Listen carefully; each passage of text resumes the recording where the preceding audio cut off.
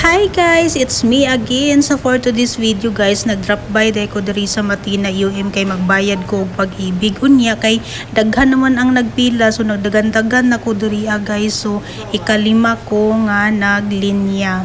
So pagkahuman isulod na ko sa information. Ayan lang. Pwede naman po disahon mag-inquire na kung maka-loan. Ay na lang si counter kay if ever i-transfer lang ka na niya. So double purpose na yung akong pag-anhi guys, nagbayad ko sa balay unya mag-inquire po ko kung pwede na ba ko maka-loan. Dili ra kayo ang process diri guys na ana ko sa counter. December to nga payment ma'am no. So diri na part ki-explain na ni ma'am sa ako atas giingnan ko niya na pwede na daw ko maka-loan. Malo 24, tapos ang monthly na 3 years 12, kung 3 years to pay 900. So mao to guys, pwede na daw ko maka-loan. Thank you ma'am.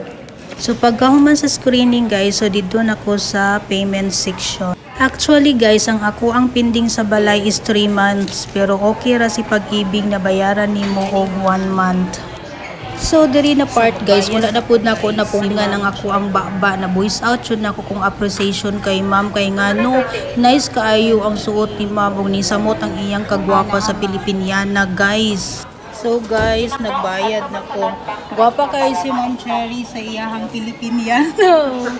Nag-vlog ko ma'am. Ayan si ma'am, cute kayo. Hola. Si Ma'am Cherry ang si Ma'am Cherry nag-assist sa kuha guys. Ma'am, nanawag ka. Thank you ma'am.